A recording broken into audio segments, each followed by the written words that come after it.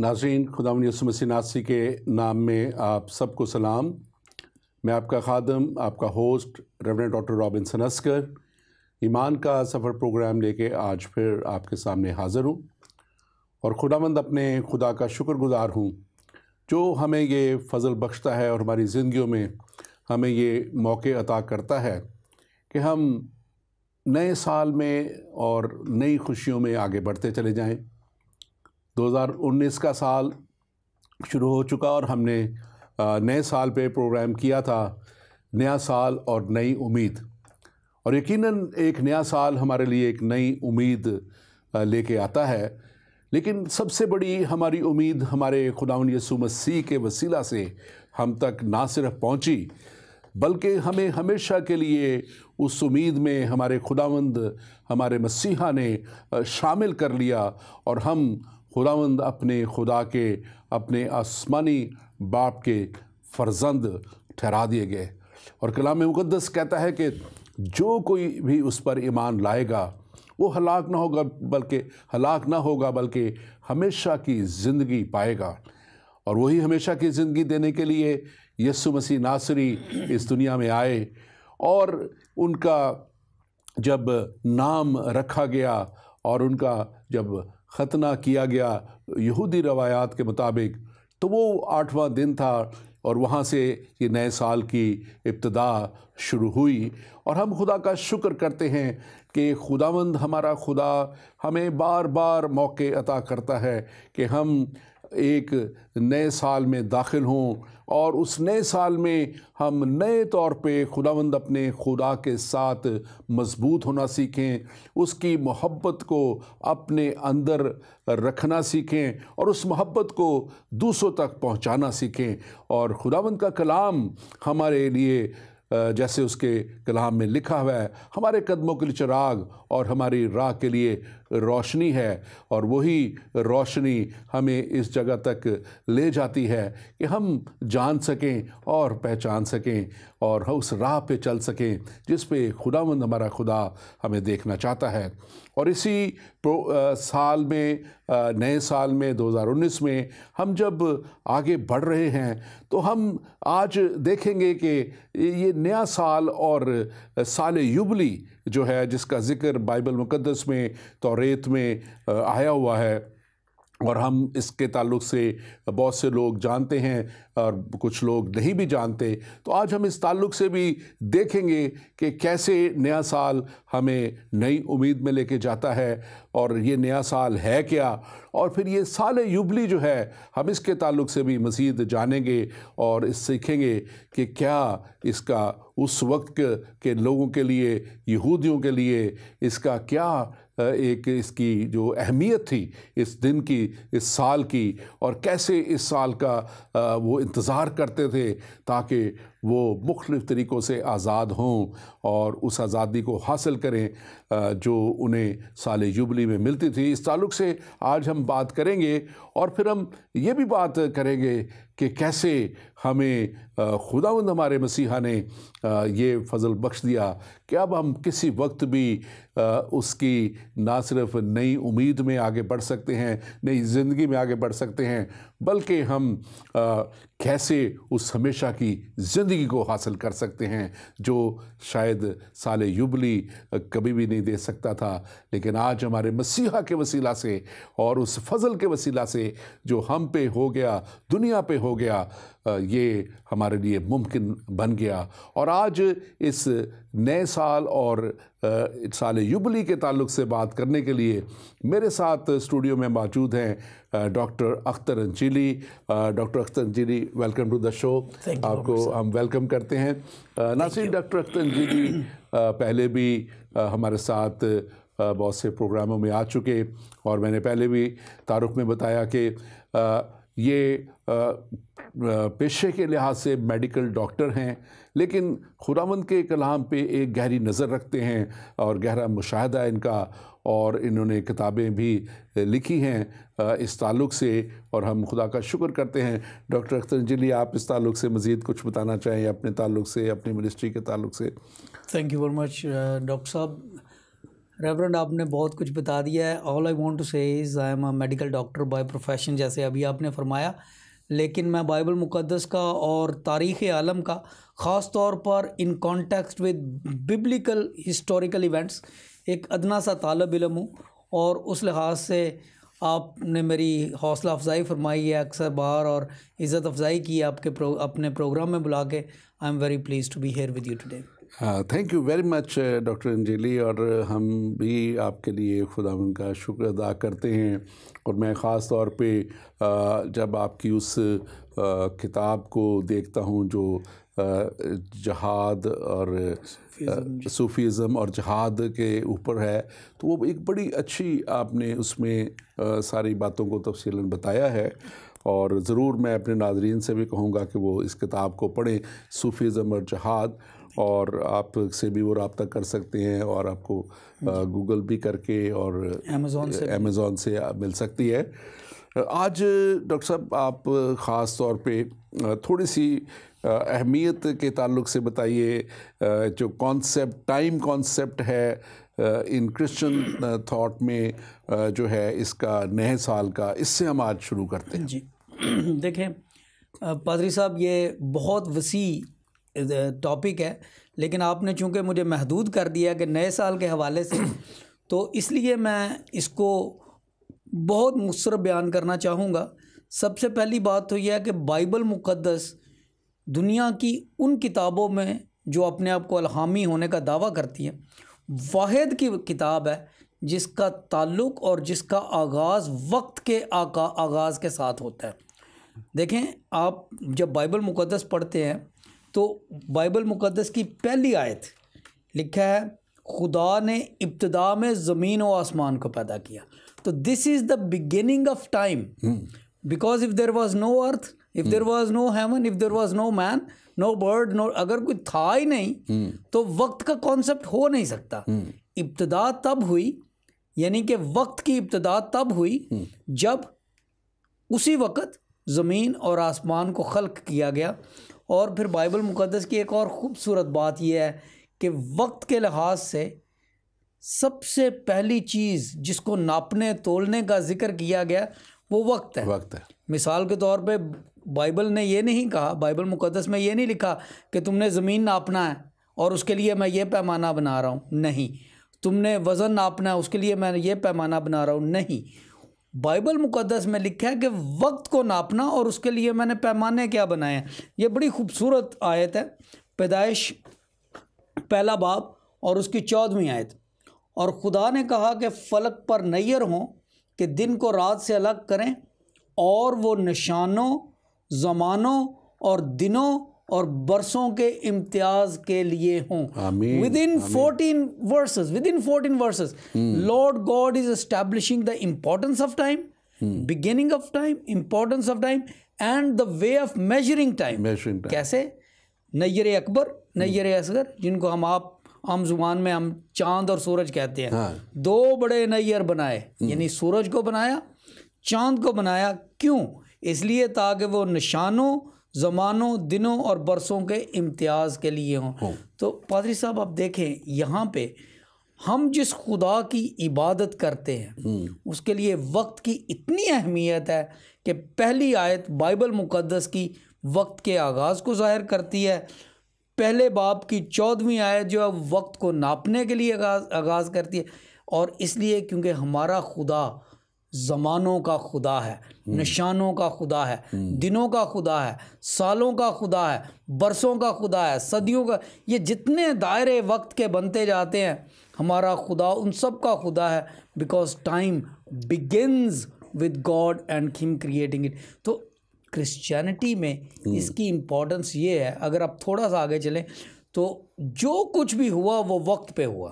खुदावंद यीशु मसीह ने कई बार अपनी मिनिस्ट्री में फरमाया कि मेरा वक्त अभी नहीं आया, या फिर मेरा वक्त आ गया है, या ये तेरा वक्त है तू कर ले। अब बाइबल मुक़द्दस में मैं वो तमाम हवाले नहीं बताना चाहता, जो लोग बाइबल से, इंजील से वाकिफ़ हैं उन्हें समझ आ रही है कि मैं किस तरफ इशारा कर रहा हूँ।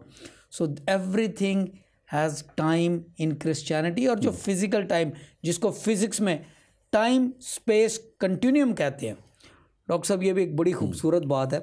सबसे पहली चीज़ जिसमें आइंस्टाइन ने अपने आप को एक बहुत बड़ा फिजिक्सदान मनवाया, वो ये था कि टाइम और स्पेस दो अलग चीज़ें नहीं हैं, ये कंटिन्यूम है, कंटिन्यूटी है। और उन्होंने इस बात को कहाँ से लिया?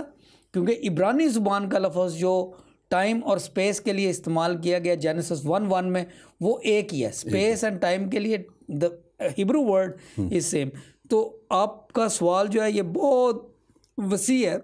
मैं इस बात को यहाँ पे ख़त्म करना चाहता हूँ कि अगर हम खुदा की बरकतों और खुदावंद यीशु मसीह की ज़िंदगी को समझना चाहते हैं तो we need to respect the concept of time as it is given to us in Bible. बिल्कुल। जब हम इसको आपने क्योंकि आज बड़े अच्छे तरीके से एक डिफरेंट अंदाज में इसको थोड़ा सा बयान किया और बड़ा अच्छा बयान किया, तो मैं चाहूँगा आप थोड़ा सा जो इसका हिस्टोरिकल पर्सपेक्टिव है कैलेंडर का और सालों का जो है उसको भी जूइश फोकस के साथ साथ, और फिर उसके बाद जो ग्रेगोरियन कैलेंडर आया, ग्रेगोरियन कैलेंडर के साथ हमने पहले भी इसको बयान किया था, लेकिन मैं चाहूँगा आप इसको थोड़ा और तफसीलन थोड़ा सा हमें बयान करें कि इसका कैसे आप इसको सारे हिस्टोरिकल पर्सपेक्टिव में देखते हैं। बिल्कुल डॉक्टर साहब, इस वक्त दुनिया में तकरीबन 50 कैलेंडर चल रहे हैं और हर कैलेंडर का आगाज़ किसी ऐसी इवेंट से होता है जो उस कौम के लिए या उस कबीले के लिए या उस मुल्क के लिए बहुत ही बड़ी अहमियत रखती है। इसी तरह से जब हम जूइश कैलेंडर या हिब्रू कैलेंडर को देखते हैं तो हिब्रू कैलेंडर का आगाज़ दरअसल उस बड़ी इवेंट से हुआ है जिसे हम खरूज कहते हैं। बाइबल मुकद्दस की दूसरी किताब, तौरात शरीफ की दूसरी किताब को खरूज यानी एक्सोडस कहा जाता है। ये वो वाक़या था, हिस्टोरिकल वक़ूआ है, जब हज़रत मूसा अपने लोगों को, बनी इसराइल को लेकर फ़िरौन की सल्तनत को छोड़कर तो मुल्क कनान की तरफ चले। अब ये सारा वाक़या, हमारे पास वक्त नहीं है लेकिन मैं सिर्फ रेफरेंस बता रहा हूँ, खरूज 12 बाब में लिखा गया है। और वहाँ पर खुदावंद ने मूसा से कहा कि जिस रात तुमने वहाँ से निकलना है वो रात 14वीं की रात होगी। ये बात बिल्कुल वाज़े तौर पर खरूज 12 बाब की 10वीं आयत में लिखी हुई है, बल्कि 6ठी आयत से शुरू होती है। 6ठी आयत में लिखी हुई है कि वो 14वीं की रात होगी। और फिर लिखा है कि उस दिन फसा का बरा ज़बा होगा, 14वीं की रात होगी। और बड़े वाज़े तौर पे लिखा है कि ये महीना तुम्हारे लिए महीनों का शुरू और सालों का शुरू यही साल होगा। और वहाँ से यहूदी कैलेंडर का आगाज़ हो जाता है। यानी कि जब बनी इसराइल ने मिस्र से हिजरत की, that was year 1 for the जुडे कैलेंडर देन। उसके बाद उन्होंने फिर पीछे कैलकुलेट किया, आगे कैलकुलेट किया, और वो कैलेंडर अभी तक भी चल रहा है। और उस लिहाज से आज हिब्रू कैलेंडर का 5778वां साल है। और ये बड़ी खूबसूरत बात आपने ये बताई है, और इसमें थोड़ा सा नाजरीन के लिए वो जो बात है बड़े ज़रूरी है कि वो जो आपने जब 14वीं का जिक्र किया, तो क्योंकि खुदा ने कहा था कि आप उनको इसराइल को कि रात को तुमने निकलना है। जी बिल्कुल। तो खुदा ने फिर उस वक्त वो वक्त चुना जब फुल मून होता है, फुल लाइट होती है। 14वीं का क्यों बाज़ लोग कह सकते हैं क्यों 14वीं, तो उसका देखिए खुदा ने पूरी एक प्लानिंग के साथ उनको सब चीज़ दी। और खुदा के काम जो हैं, मैं हमेशा कहता हूँ कि बड़े एक प्लान काम होते हैं। They always have a reason. Always a reason. और मैं यही बात अपने मसीहा के लिए कहता हूँ, क्योंकि नया साल का जो बात के कॉन्सेप्ट आता है शुरू, वो मसीह जो है मसीहा की जो नाम रखने से और उनके ख़तने के वक्त से इसको शुरू किया जाता है। लेकिन मैं उनके लिए भी हमेशा ये देखता हूँ, सारे बाइबल इसको बयान करती है कि उनके लिए सैकड़ों प्रोफेसीज हुई और कुछ मेजर प्रोफेसीज उनके लिए हुई, जो यसाया नबी की मार्फत और फिर मीका नबी की मार्फत और दूसरे जो बड़े नबी थे इनकी मार्फत हुई। ज़बूर में उनके बारे में, ज़बूर में उनके हैं दाऊद के उनके ताल्लुक से प्रोफेसीज वहाँ पे लिखी हुई हैं। और यहाँ तक भी लिखा हुआ है, बाद लोग कहते हैं कि खुदा के बेटे के ताल्लुक से, मैं आज हमारा सब्जेक्ट नहीं है लेकिन ऐसी बात आ गई कि क्या तू उसका नाम जानता है, क्या तू उसके बेटे का नाम भी जानता है। बिल्कुल, तो वो मैं समझता हूँ कि हर चीज़ खुदा की जो है एक बड़ी प्लानिंग के साथ और जो है आगे बढ़ती है। और जब हम देखते हैं कि ये जो मैं प्रोफेसीज़ की बात कर रहा हूँ, तो जो यसाया नबी के मार्फत जो 61 बाप है, 61 चैप्टर आसाया 61 में, ये वो आयात हैं जो जब यीशु मसीह ने ये आयात पढ़ी और लिखा है कलाम मुक़द्दस में कि जब वो उन्होंने खिदमत शुरू की है और शुरू करने से पहले वो 40 दिन तक दुआ और रोज़े में ठहरे रहे और एक रोज़ा 40 दिन का उन्होंने किया था। और वो उस वक्त जब वहाँ से आते हैं और हैकल में लिखा है कि खड़े होके जब वो ये हवाला पढ़ते हैं, और यही उन्होंने पढ़ा क्योंकि ये हवाला था ही उनका, और उन्हीं के उसको जो बाइबल के हिस्टोरियंस हैं और हिस्ट्री कहती है कि ये टेक्निकली यीशु मसीह का जो हवाला है जो उन्होंने खुद पढ़ा, उनके ताल्लुक़ से उनके लिए है। और ये हवाला जब मैं पढ़ रहा था तो इसमें हम देखते हैं कि ये यहाँ पे लिखा है खुदावंद का रूह मुझ पे है। जब वो पढ़ते हैं तो उस दिन भी जो हम दूसरी बात कर रहे हैं आज साल युबली की, तो वो साल युबली था जी बिल्कुल। जो जुबली ईयर था। और जुबली ईयर में वो जब हैकल में जाते हैं और वो अपने किताब मुक़द्दस को लिखा है, उन्होंने खोला और उन्होंने पढ़ना शुरू किया। लिखा है खुदावंद का रूह मुझ पे है क्योंकि उसने मुझे मसा किया ताकि हलीमों को खुशखबरी सुनाऊं। उसने मुझे भेजा कि शिकस्ता दिलों को तसल्ली दूं, कैदियों के लिए रिहाई और असीरों के लिए आज़ादी का ऐलान करूं ताकि खुदावंद के साल मकबूल का और अपने खुदावंद के इंतकाम के रोज़ का इश्तिहार दूं और सब गमगीनों को दिलासा दूं। तो ये इसमें बहुत सी बातें हैं, लेकिन आज हम बात इसमें से इस हिस्से पे जब कर रहे हैं साल मकबूल पे, तो ये साल मकबूल जो है, ये जो जुबली ईयर है, इसके ताल्लुक़ से यीशु मसीह कह रहे हैं ताकि मैं खुदावंद के साल मकबूल का जो है वो इश्तिहार दूँ। तो इश्तिहार देने की बात कर रहे हैं। आगे खुदावंद के इंतकाम के रोज़ का भी है, वो डे ऑफ द लॉर्ड, उस पर हम किसी वक्त ज़्यादा प्रोग्राम करेंगे। लेकिन साल मकबूल को आप ज़रा थोड़ा सा इस ताल्लुक़ से ज़रा इसकी बैकग्राउंड, इसकी हिस्ट्री थोड़ी सी हमें ज़रूर बताएं जो है। जी पारिश साहब, इसमें मैं थोड़ी सी अपनी डिस्कशन को थोड़ा सा पीछे ले जाऊँ। बिल्कुल। हाँ जी, बिल्कुल। वो ये था कि जैसे हिब्रू कैलेंडर की हमने थोड़ी सी तशरीह की है, तो जो अभी का कैलेंडर चल रहा है, हाँ, जिसको हम ग्रिगोरियन कैलेंडर कहते हैं, आम लोग उसे क्रिश्चियन कैलेंडर कहते हैं। हाँ, आजकल जो लोग क्रिश्चियन लफ्ज़ से थोड़े से एलर्जिक हैं, वो इसको कॉमन कैलेंडर कहना उन्होंने शुरू कर दिया है। हाँ जी। तो ये कैलेंडर दरअसल मॉडिफिकेशन है रोमन कैलेंडर की। रोमन कैलेंडर को जूलियन कैलेंडर कहते थे, जूलियस सीजर के हवाले से, क्योंकि जब जूलियस सीजर ने, रोम ने मिस्र को फतह किया था 46 BC में, कबल अज़ मसीह 46 में। ये क्लियोपेट्रा की स्टोरी है, मार्क एंथनी और ये जो तारीख से वाकिफ़ है उन्हें पता है। बहरहाल 46 BC में रोम ने मिस्र को फतह किया तो रोमन कैलेंडर शुरू हो गया। तो उस वक़्त के बाद भी रोमन कैलेंडर ही चलता रहा, हत्ता के 1582 में, 1582 में पोप ग्रेगरी 8 ने इसको रीएडजस्ट करके हाँ। तो खुदावंद यीशु मसीह की ज़िंदगी को, उनकी बर्थ को इसके साथ सेंटर बनाया और फिर उन्होंने वहाँ से जो कैलेंडर शुरू किया, जिसका आज 2019 चल रहा है, 2019 चल रहा है। हिब्रू कैलेंडर का आज 5778 चल रहा है। इसलिए मुख्तलिफ कैलेंडर्स हैं।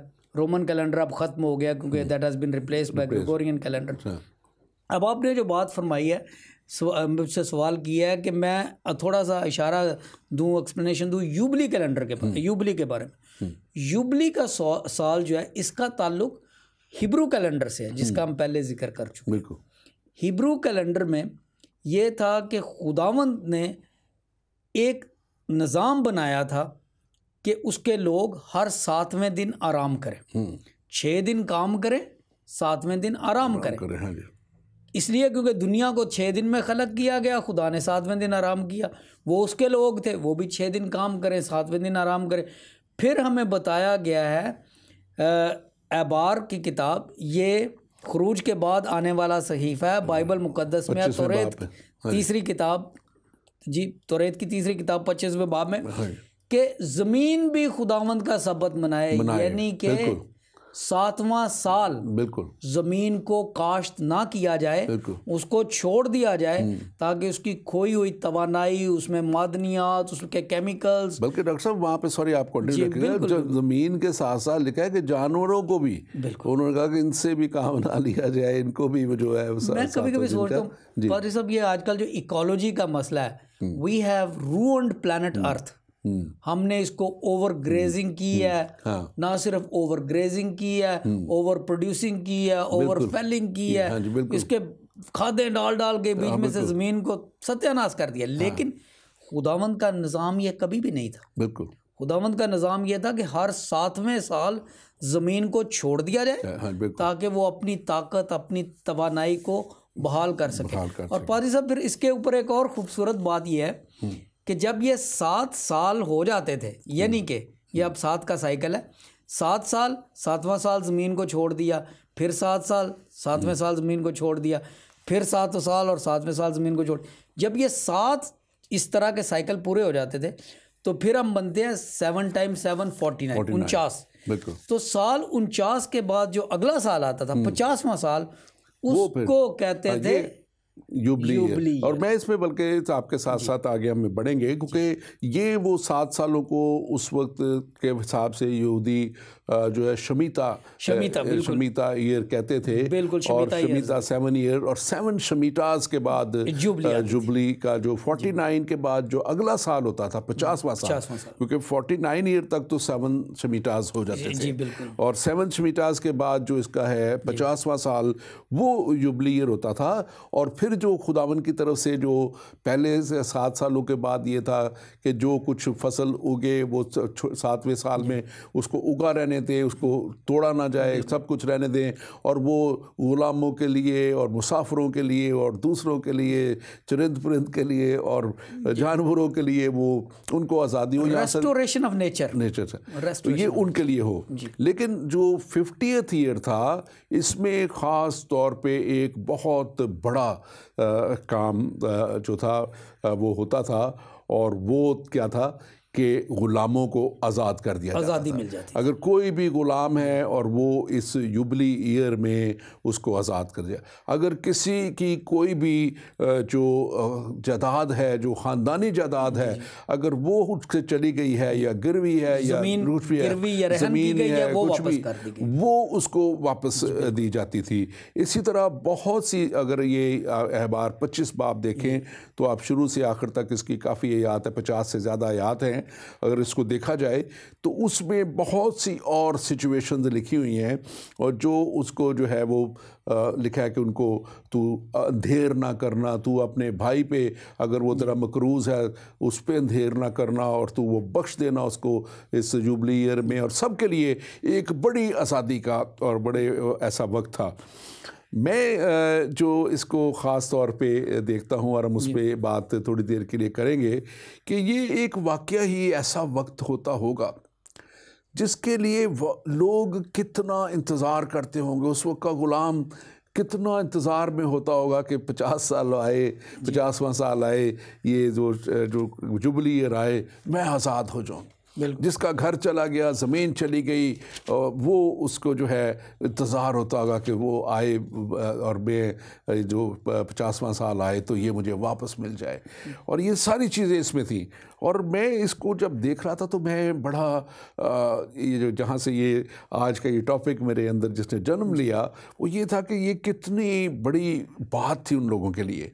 और इसको आप किस तरह इसको देखते हैं कि क्या इसका इम्पैक्ट उस वक्त के लोगों पे होता होगा, उनके जहन में क्या होता है, कि उनकी खुशी क्या होगी? आप इस ताल्लुक़ से ज़रूर बताइए। जी, जब बनी इसराइल को कनान में लाया गया तो तारीख़ और ख़ास तौर पे बाइबल की तारीख़, बाइबल के सहीफ़े हमें बताते हैं कि 12 कबीले थे। 12 कबीलों को ज़मीन अलाट की गई थी कि ये फ़लाँ इलाका जो है, यहाँ से लेकर फ़लाँ जगह तक ये जद का है, यहाँ से लेकर यहाँ तक ये बनियामीन का है, यहाँ से लेकर यहाँ तक ये आशर का तमाम कबीलों के लिए ज़मीन दी गई थी सिवाय लावियों के। अब इसलिए क्योंकि लावियों की मिरास खुदावंद और उनकी हैकल की सारी जो चीज़ें थी वो थी। अब इसमें सोचने वाली बात ये है कि जिस तरीके से आज होता है कि जो गरीब हैं वो गरीब तर ही होते जा रहे हैं, जो अमीर हैं चूँकि उन्होंने कैपिटल गेनिंग या कैपिटल जनरेटिंग चीज़ों पे कब्ज़ा कर लिया है तो वो अमीर तर होते जा रहे हैं।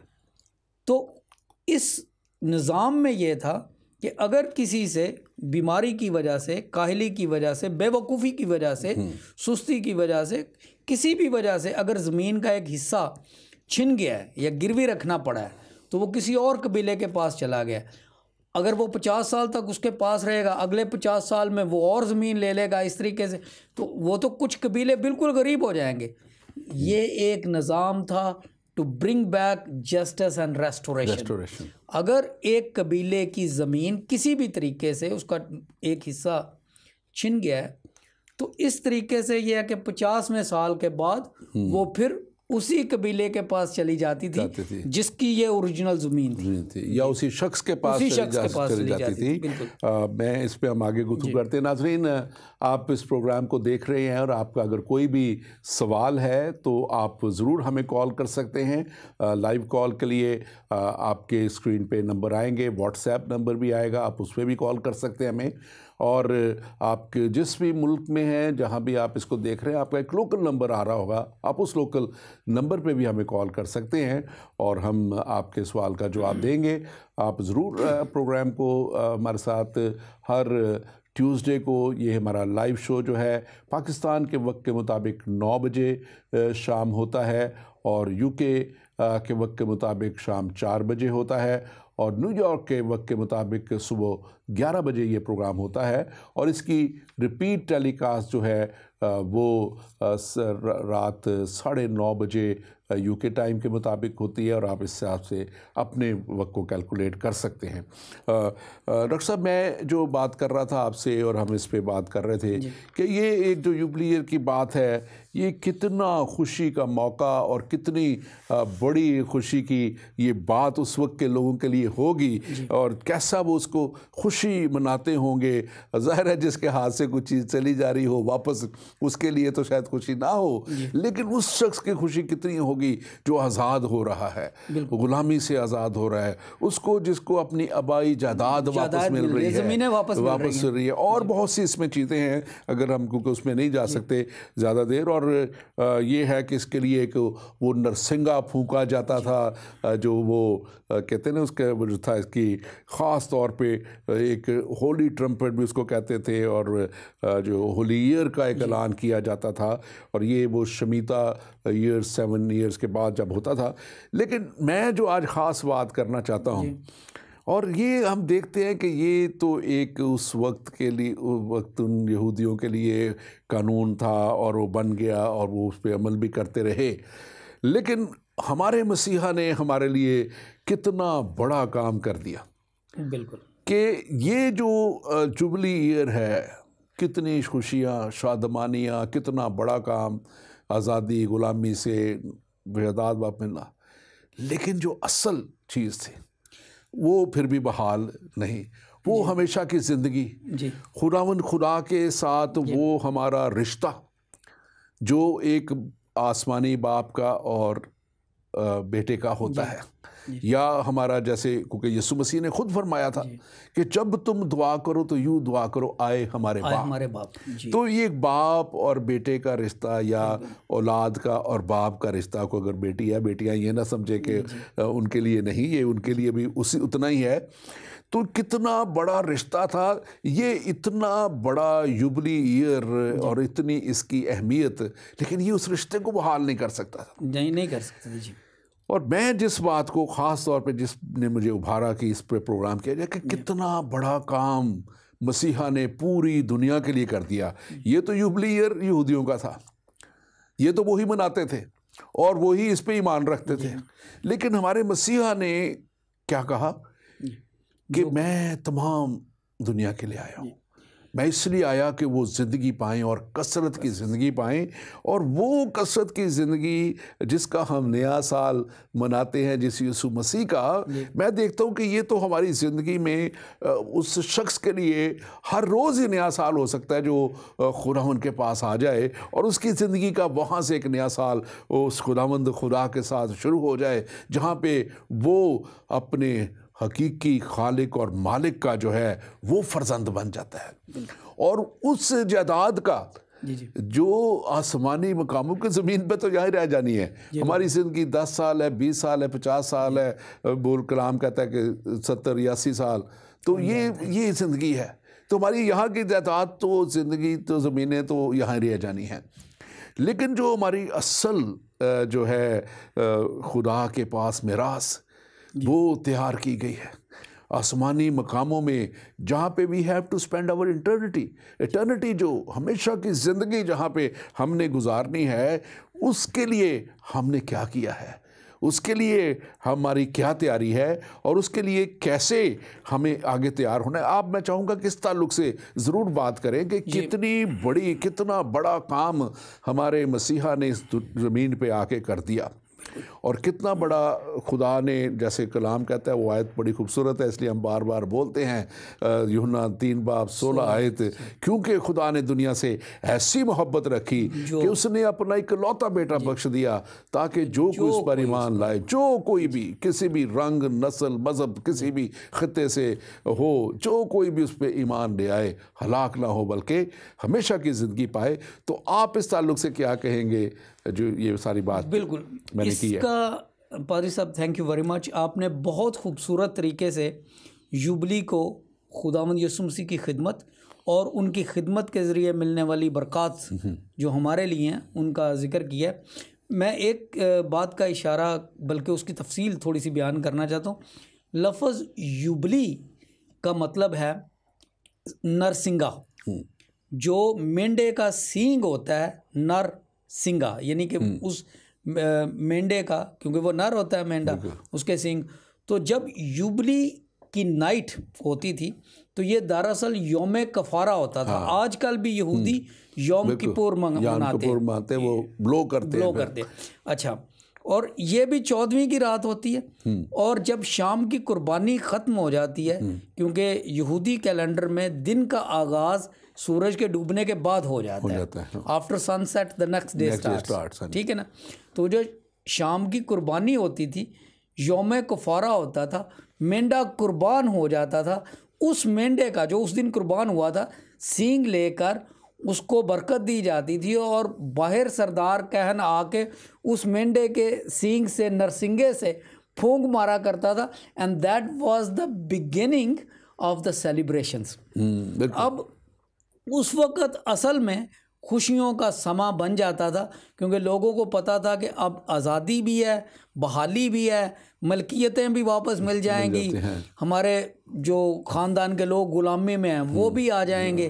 तो इसी तरीके से जब खुदावंद यीशु मसीह ने अपनी कुर्बानी दी और पूरी दुनिया के लिए वो कफ़ारे का दिन था, खुदावंद यीशु मसीह की कुर्बानी हो गई, तो वो पूरी दुनिया के लिए जुबिलेशन, लफ्ज़ अंग्रेज़ी का जुबिलेशन जो है ना, वो असल में जुबिली से है, बिल्कुल जुबिली। तो it was a day of jubilation, यानी कि हम सब खुश हुए हैं। जैसे आपने भी फरमाया कि हमारी आज़ादी भी तकमील को पहुंची, हमारी बहाली भी तकमील को पहुंची, हमारा आराम भी तकमील को पहुंचा। और ये 3 चीज़ें हैं जो जुबली के बुनियादी करैक्टरिस्टिक्स थे, ख़वास थे, आज़ादी, बहाली, आराम।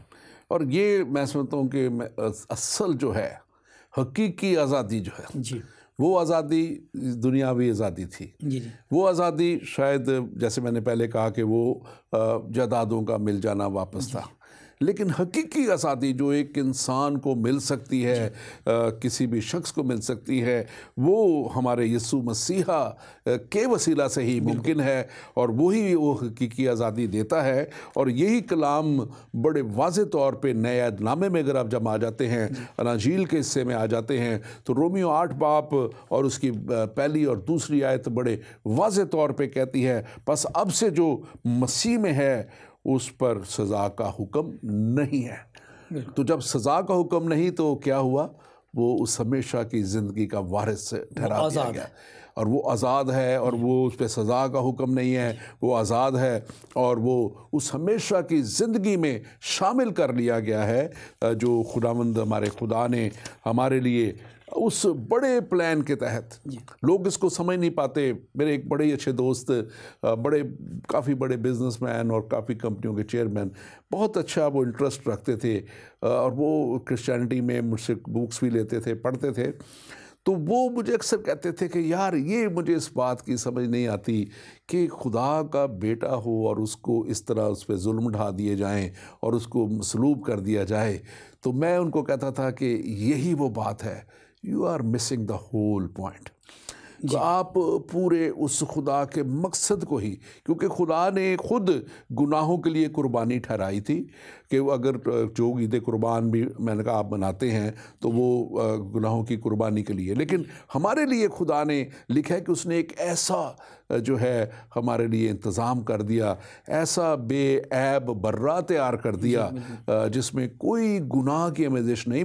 और मैं उन्हें ये बात समझाता था कि उनका मसीहा का कुंवारी मरियम से पैदा होना, क्योंकि खुदा के लिए क्या मुश्किल था, वो किसी और तरह से भी मसीहा को भेज सकते थे, वो आसमान से नाज़िल कर सकते, वही मैं कह हवा से आसमान से नाज़िल कर सकते थे, लेकिन वो उनको एक नॉर्मल तरीके से, एक नॉर्मल सारे प्रोसीजर से उस बशरियत में शामिल किया गया, लेकिन उसमें उन्होंने कोई इंसानी खून का मिलाप नहीं होने दिया जिसमें गुनाह की आमेज़श हो, और क्योंकि अगर उसमें गुनाह है तो वो कैसे गुनाह का कफ़ारा दे सकता था। और वो लिखा है कि उसमें कोई गुनाह साबित ना कर सका, और ना उसके खून में कोई गुनाह था, ना उसकी ज़िंदगी में कोई गुनाह था। उसकी ज़िंदगी पाकीज़ा ज़िंदगी थी। और क्रिश्चियनिटी जो है वो बेस्ड ही सेंटिफिकेशन पे है, उसका बेस ही होलीनेस पे है। और मेरे अक्सर एक आध कोई करम फरमा है जो हमारे प्रोग्राम बड़ा इंटरेस्ट से देखते हैं, और वो यही क्रिटिसाइज़ करते हैं, उसमें लिख देते हैं कि क्रिश्चियनिटी जो है वो तो इस पे मैंने पिछली दफ़ा इसका जवाब भी दिया था कि वो तो इस तरह की सारी चीज़ों को, नापाकी को, दूसरी चीज़ों को, और इसको प्रमोट करती है। लेकिन हमने पिछले प्रोग्राम में यही बताया था उनको, जब मैंने सवालों के जवाब इस तरह के दिए थे एक प्रोग्राम में, तो उसमें हमने यही बताया था कि ये दुनिया इस वक्त, अगर यूरोप आप देख लें, खाली बात करते हैं आप, तो यूरोप 75% एथियस्ट है। और वो एथियज़म अगर कुछ काम करता है, या एथियस्ट लोग जो खुदा को नहीं मानते और वो अगर गुनाह और बेरारवी में है, तो वो क्रिश्चियनिटी नहीं है। तो मैं चाहूँगा कि आप इस बात को ख़ास तौर पे ये जो मसीह ने इस पॉइंट को पहले कि कितना बड़ा हमारे लिए काम कर दिया और हमें उस हमेशा की ज़िंदगी में शामिल कर दिया, ये हमारे लिए कितनी बड़ी, कितनी खुशी की बात है। और फिर ख़ास तौर पे मैंने दूसरा पॉइंट ये बयान किया। जी बिल्कुल पारी साहब, आपने एक दो बातें अभी फरमाई हैं, मैं उनको थोड़ा सा क्लियर करके तो फिर आपकी इस बात की तरफ आता हूँ। पहली बात तो ये जो हम पे या क्रिश्चियन सिविलाइजेशन पे एक इल्ज़ाम लगाया जाता है, जैसे आपने अभी फरमाया कि बहुत से लोग इस बात को बड़ा मुदल्लल समझते हैं कि हम क्रिश्चियंस को इस तरह से चुप करवा देते हैं कि जी यूरोप में तो शराब नोशी है, फहाशी है, फ़लाँ चीज़ें हैं, ये वो, और फिर वो फ़ौरन कहते हैं इस्लाम इस बात की इजाज़त नहीं देता, इस्लाम इस बात की इजाज़त नहीं देता। तो मैं कहता हूँ भाई, पाकिस्तान में जो कुछ हो रहा है, मसीहियत भी उस बात की इजाज़त नहीं देती। अगर आप एक मुल्क को या एक तहजीब का कंपैरिजन कर रहे हैं तो तहजीब से करें। अगर अमेरिका में या यूरोप में फहाशी है, शराब नोशी है, बदमाशी है, सब कुछ है, रिश्वतखोरी है, तो वो एक मुल्क की बात है। आप एक मुल्क को मुल्क से कंपेयर करें। Compare America and Europe with Pakistan, India. आप अमेरिका और यूरोप को इस्लाम से कंपेयर नहीं करें, नहीं कर सकते, या आप उसको मुतबादिल क्रिश्चियनिटी में नहीं लेके देखें। जिन चीज़ों की ममानत इस्लाम में है, उन हर चीज़ों की ममानत क्रिश्चियनिटी में भी है। मिसाल के तौर पे अगर मैं भी ये कहना शुरू कर दूं कि मैं पाकिस्तानी हूँ, पाकिस्तान में रिश्वत बहुत ज़्यादा है, पाकिस्तान में चोरी चिकारी है, पाकिस्तान में बेहयाई है, ये है, सब कुछ सारी दुनिया जानती है, लेकिन और साथ ही मैं कह दूँ कि ये इसलिए सब गलत है, मगर क्रिश्चियनिटी इस बात की इजाज़त नहीं देती। I think people should make fair comparisons. If you want to compare something like in what is happening in Europe, compare it with another country. If you are comparing religions, compare religions. ठीक है, अगर इस्लाम में इन चीज़ों की इजाज़त नहीं है तो क्रिश्चियनिटी में भी इजाज़त नहीं है। और अगर बेराह रवी यूरोपियन और क्रिश्चियन मेजॉरिटी कंट्रीज़ में है, अगर उनको क्रिश्चियन मेजॉरिटी कंट्रीज़ कहा भी जाए, तो पाकिस्तान में और बाकी मुस्लिम ममालिक में भी है। I don't think that's a fair debate. और फेयर डिबेट ये है कि मज़ाहिब को आप अलग कंपेयर करें, बिल्कुल, सोसाइटीज़ को अलग कंपेयर करें, और फिर हमें बताएं कि यूरोप में ज़्यादा रिश्वतस्तानी है कि पाकिस्तान में ज़्यादा बदमाशी है कि यूरोप, यू नो। तो इन चीज़ों को हम जब कहते हैं कि जी देखें ईसाई हैं अमेरिका में, ईसाई हैं यूरोप में, और फ़ौरन हम कहते हैं वहाँ पे कितनी बेराह रवैया है, शराब नोशी है, ये इस्लाम इस बात की इजाज़त नहीं देता। मतलब यह है कि उसके साथ यूरोप के साथ आपने क्रिश्चियनिटी को दफन किया, and I think that's very unfair. पादरी साहब, this was a side line. हाँ बिल्कुल, बिल्कुल हम लेकिन I think that was an important side line from my point of view. अच्छा, अब आपने जो बात अभी कही थी कि खुदावंद यीशु मसीह ने किस तरीके से हमें आज़ादी दी है, खुदावंद यीशु मसीह का इस दुनिया में आना दरअसल तकमीले नबूवत, और एक नबूवत नहीं, 350 नबूवतों से ज़्यादा नबूवतें हैं जिनकी तकमील में खुदावंद यीशु मसीह आए। यसाया 61 बाब में हमने अभी पढ़ा था कि उसने मुझे, खुदावंद का रूह मुझ पर है, उसने मुझे भेजा ताकि मैं हलीमों को खुशखबरी और असीरों को आज़ादी की खबर सुनाऊं।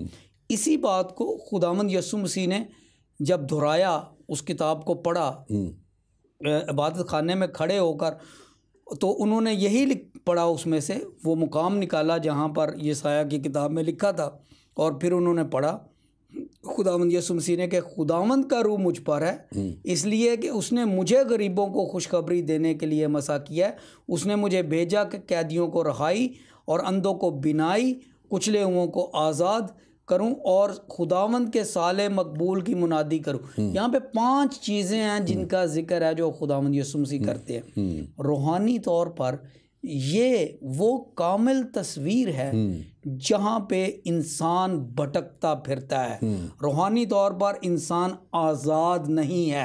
यहाँ पे लिखा है कि मुझे भेजा क्योंकि खुदावंद का रूह मुझ पर है कि मैं उन्हें आज़ाद करूं। It's a spiritual message. जी हाँ, फिर लिखा है कि मैं गरीबों को खुशखबरी दूं।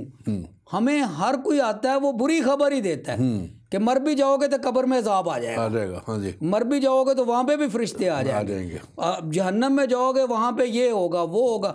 हमें तो कोई अच्छी खबर नहीं देता। खुदावंद यीशु मसीह ने फरमाया कि मुझे इसलिए भेजा है कि मैं तुम्हें खुशखबरी दूं, इसलिए भेजा कि कैदियों को आज़ाद कराऊं। दुनिया ये दुनिया और इसके लोग कैसी कैसी कैदों में बंद हैं, अजीबो गरीब तोहमात है, अजीबो गरीब उनके खदशात हैं, अजीबो गरीब ईमान है कि हम मरने के बाद भी नहीं आज़ाद होंगे। हम इसको कंटिन्यू रखेंगे। हमारे साथ एक कॉलर हैं। जी कौन और कहाँ से प्लीज़?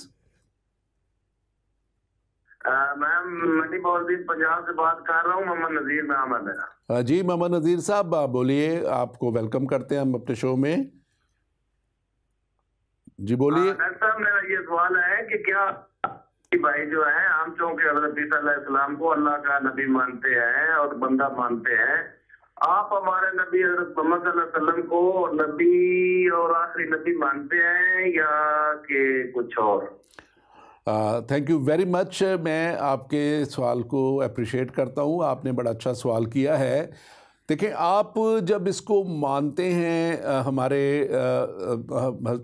मसीहा को, तो वो आपके अकीदा में है, आपकी किताब में है, उनका ज़िक्र बार बार आया है। मैंने पिछले प्रोग्राम में एक में बताया था कि 25 दफ़ा से ज़्यादा ज़िक्र आपके अपने नबी का उस किताब में नहीं है जितना ज़िक्र यीशु मसीह का उस किताब में है। और फिर हज़रत मरियम का ज़िक्र है और कैसे वो उसको कहा गया है कि वो कुंवारी से पैदा हुए, जस्टिफाई किया गया है, बताया गया है।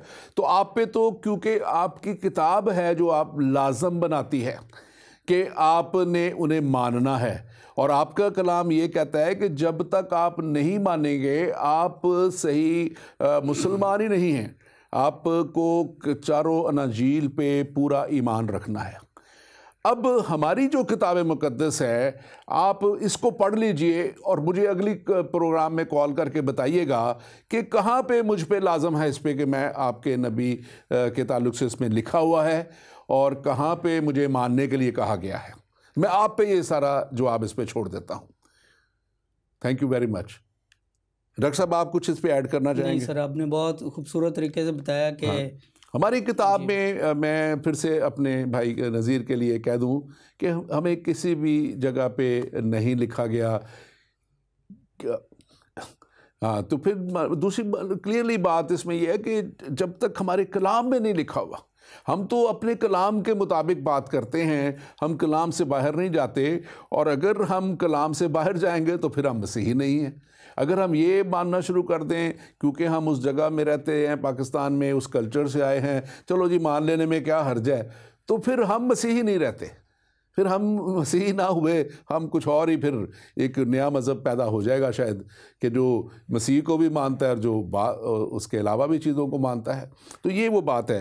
डॉक्टर साहब, आप वो बड़ी अच्छी, आपने वो तकरीबन वाइंड अप कर ली थी बात जो थी आपकी, अगर उसमें कोई है पॉइंट तो बताइए। जी बिल्कुल, मैं उसी बात को थोड़ा सा आगे लेके जाना चाहता हूँ, क्योंकि यहाँ पे 5 नुक्ते जैसे मैंने अर्ज़ किया था मौजूद हैं कि गरीबों को खुशखबरी के लिए मसा किया। फिर लिखा है उसने मुझे भेजा है कि कैदियों को रिहाई दूँ, अंधों को बिनाई। अब ये बड़ी खूबसूरत बात है। अक्सर लोग इसका ये मतलब समझते हैं कि कैदियों को आज़ाद करना, वो लोग जो जैसे कैदों में, जेलों में पड़े हुए हैं, कोट लखपत की जेल है जैसे, या इस तरह की जो जिस्मानी, ये वो बातें नहीं हैं। These are spiritual, these are nuggets, जिन्हें इब्लीस की कैद में हैं, जो गुनाहों की कैद में हैं, जो जिनकी आंखें बंद की हुई हैं शैतान ने, और वो हकीकत को नहीं देखते हुए नहीं देखते और बहुत से लोग हैं जो वो बाइबल पढ़ भी लेते हैं, उनको बीच में वो चीज़ नज़र नहीं आती जो बिल्कुल वाज़े लिखी हुई है। बिल्कुल वैसे ही है जैसे उनकी आंखों पर पट्टी बंधी है। खुदावंद यीशु मसीह ने फरमाया है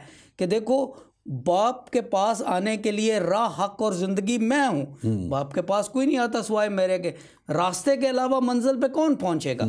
वो पढ़ भी लेते हैं, लेकिन उसके बावजूद फिर उनको पता नहीं क्या होता है कि वो इतने अंधे हैं कि उन्हें फिर लिखा है कुचले हुओं को आज़ाद करूं।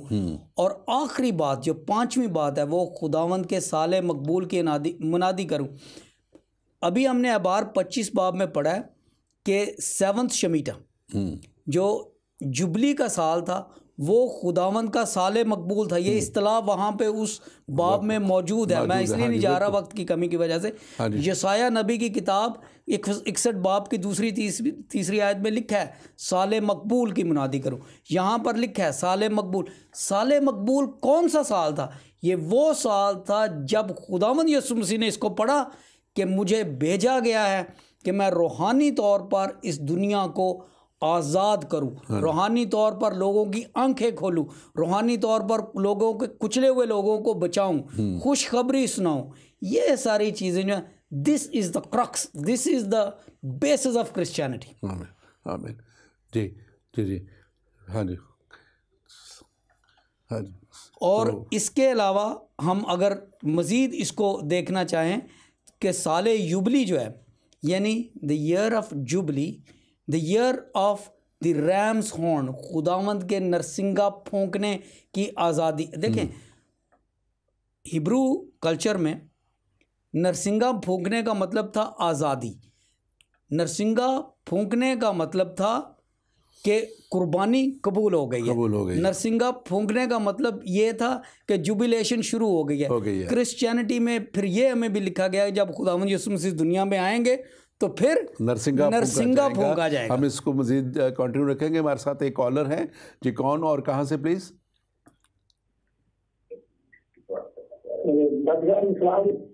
हाँ जी, इस्लाम जी, कौन बोल रहे हैं?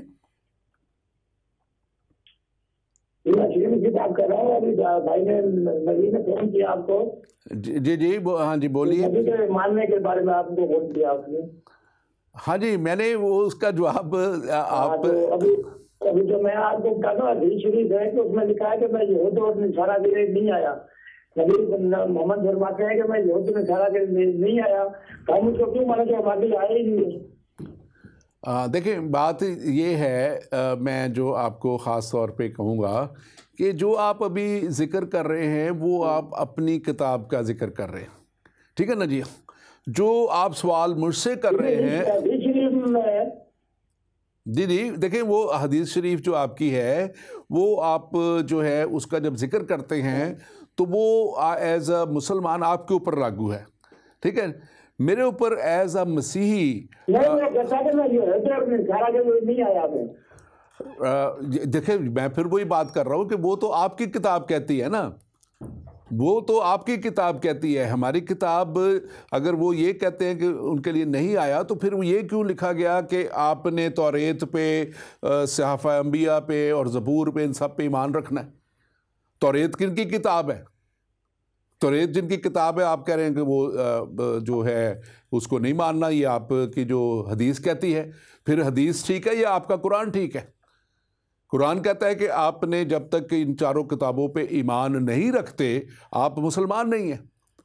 तो आप अपने इसको जो है आप उसको देखें कि कौन सी इसमें से आपकी किताब ठीक है या आपकी हदीस ठीक है, आप इसको देखें, ये तो आपका फैसला है। नबी का हदीस है कि कहता है कि मैं यहूद और नसारा के लिए आया ही नहीं हूँ। तो देखें अगर उनके लिए आया ही नहीं, आप मेरी बात सुन लीजिएगा, तो फिर आप मान लीजिए। नहीं अच्छा देखें, ये वो बात है, ये जब यीशु मसीह की ताल्लुक से जो आप बात कर रहे हैं कि जब उन्होंने कहा तो ये वो वक्त था कि जब वो पहले उन्होंने बनी इसराइल के लिए, जब बनी इसराइल के पास वो आए तो पहले वो उनके पास गए, और जब बनी इसराइलियों ने और यहूदियों ने उनका कलाम रद्द किया तो फिर उसने खुद कहा, अगर यीशु मसीह ही ने कहा ना, जो सबसे बड़ा इरशाद आज़म है, जो इरशाद आज़म हम कहते हैं कि उनके सबसे बड़ा इरशाद है, कि उसने ये किसने कहा कि जाओ तुम सब कौमों में जाके इंजील की मुनादी करो और उन्हें बाप और बेटे और पाक रूह के नाम से बपतिस्मा दो। ये भी तो यीशु मसीहा ने कहा ना। अगर आपका रेफरेंस इस तरफ है कि यीशु मसीह ने कहा था कि मैं यहूद अंसार के लिए नहीं आया, तो फिर ये भी तो यीशु मसीह ने कहा। यीशु मसीह ही ने ही अपने शागिर्दों को भेजा और उन्होंने कहा कि जाओ सब कौमों में जाओ। तो ये पहला जो था, क्योंकि पहले उन्होंने ये पैगाम जो था वो यहूदी कौम तक पहुंचाना था, और जब यहूदी कौम को पैगाम पहुंचा दिया तो फिर उन्होंने उनको हुक्म दिया अपने शागिर्दों को। आप डॉक्टर साहब आप इसमें कुछ ऐड करना चाहेंगे? पहले यरूशलेम में, फिर यहूदिया में, फिर सामरिया में, फिर पूरी दुनिया में। देखें ये बहस जैसे आपने अभी बड़ा वाज़ेह तौर पे फरमाया कि हम जिस भी मज़हब से ताल्लुक़ रखते हैं, हमारा कंपस वो मज़हब और उसकी किताब है।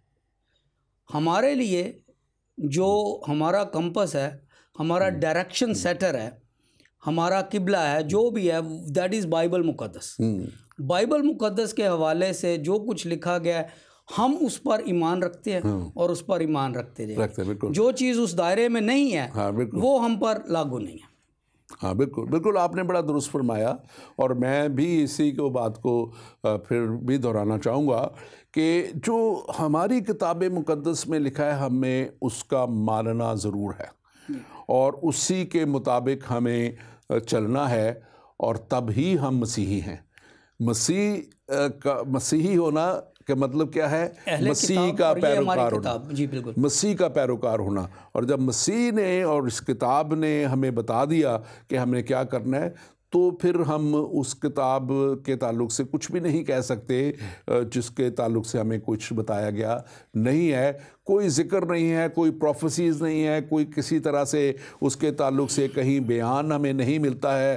पूरी आप अगर उठा के देख लें, जो हज़ारों सालों के 1500 सालों में तो ये किताबें लिखी गई, उसके अंदर किसी नबी ने अगर कहा हो कि इसके बाद भी कोई आएगा और तुमने उसको भी मानना है, हमें किसी जगह कोई नहीं लिखा। जब मैं इसीलिए बार बार इस बात को कहता हूँ डॉक्टर साहब के मसीहा के लिए तो प्रोफेसीज़ मौजूद हैं, उनके लिए तो नबियों ने, मेजर नबी जो आए उन सब ने कहा, और सब ने कहा कि एक आने वाला है यीशु मसीहा, जो वो लिखा हुआ है कि वो दाऊद की असल और नस्ल से होगा।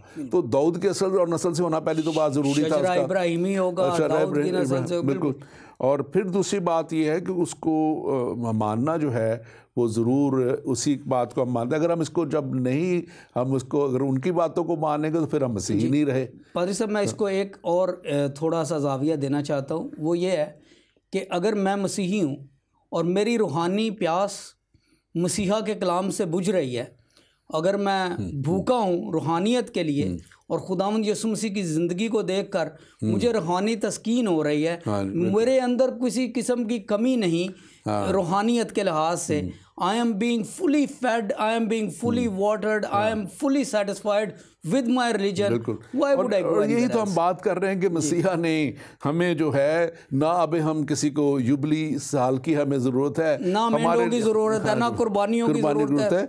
हमारे लिए मसीह ने वो रास्ता तैयार कर दिया कि अब हर दिन, जिस दिन भी कोई उसके पास आ जाए, मसीहा को कबूल कर ले, वो आज़ाद भी है, युबली साल वो आज़ाद भी है, वो बहाल भी हो गया, वो आराम भी पाता है। खुदावंद यीशु मसीह ने फरमाया था, आए बोझ से दबे हुए लोगों मेरे पास आओ, बिल्कुल। मैं तुम्हें आराम दूंगा।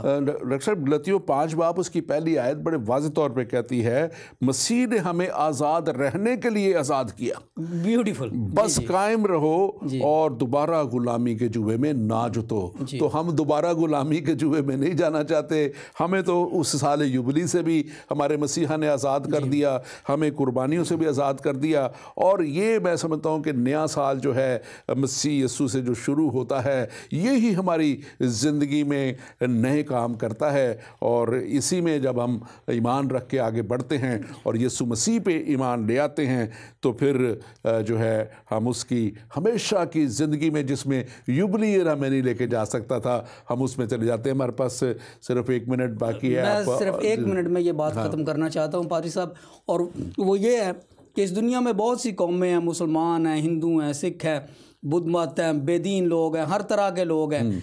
हम मसीही हैं, हमें फ़ख्र है, इसलिए नहीं क्योंकि हम लोगों से बेहतर हैं, हम वैसे ही हैं जैसे बाकी लोग हैं। हम उतने ही प्यासे हैं रास्तबाजी के, उतने ही तरसे हुए हैं रास्तबाजी के पानी के लिए। हम प्यासे भी हैं, भूखे भी हैं, नंगे भी हैं। सिर्फ फ़र्क ये है कि हमें पता है कि ज़िंदगी का पानी कहाँ मिलता है। खुदावंद यीशु मसीह ने कहा, मैं ज़िंदगी का पानी हूँ। हमें पता है रोटी ज़िंदगी की कहाँ मिलती है। खुदावंद यीशु मसीह ने फरमाया, मैं ज़िंदगी की रोटी हूँ। हमें पता है रास्तबाजी का लिबास कहाँ से मिलता है। खुदावंद यीशु मसीह ने फरमाया, जो मेरे पास आएगा मैं उसे नई पोशाक दूँगा। तो हम आम लोगों की तरह, we are hungry, we are thirsty, we are naked, but we know where to fulfill our needs, and that's Lord Jesus Christ. आमीन आमीन। Thank you very much doctor साहब, आपके सारे वक्त के लिए, खूबसूरत कलाम की बातों के लिए। और हम नाज़रीन खुदावंद अपने मसीहा का शुक्रिया अदा करते हैं, जिसने हमें, जैसे कलाम मुक़द्दस में लिखा है कुलसियों 2 बाब और उसकी 13वीं और 14वीं आयत में, उसी ने हमको तारीकी के कब्ज़े से छुड़ाकर अपने अजीज़ बेटे की बादशाही में दाखिल किया है। उसी ने, यानी कि हमारे खुदावंद, हमारे खुदा ने हमें तारीकी के कब्ज़ा से छुड़ा के, ये तारीकी की बातों से निकाल के, तारीकी के कब्ज़ा से हमें छुड़ा के, यानी शैतान से, इब्लीस से और उसकी चालें जो मुख्तलिफ़ तरीके से वो हमारे ख़िलाफ़ चलता है, उससे छुड़ा के उसने हमें अपने अजीज़ बेटे की बादशाही में दाखिल किया है। और जिसने हमको, लिखा है उसकी 14वीं आयत में, जिसने हमको मखलसी यानी गुनाहों की माफ़ी हासिल है, जिसमें हमें मखलसी यानी गुनाहों की मुआफ़ी हासिल है, उसी में हमारे मसीहा ने हमें हमेशा की ज़िंदगी के लिए शामिल कर दिया। उसमें हमें हमेशा की ज़िंदगी में वो ले गया। वो आपको भी हमेशा की ज़िंदगी में ले जाना चाहता है। युबली ईयर आपके लिए हमेशा की ज़िंदगी आपको नहीं दे सकता था। युबली ईयर आपको आगे हमेशा की ज़िंदगी में खुदा के पास नहीं ले जा सकता था, लेकिन हमारे मसीहा ने हमेशा की ज़िंदगी में हमें दाखिल कर दिया। आइए उसके साथ चलें और उसकी हमेशा की ज़िंदगी में दाखिल हों। आमीन।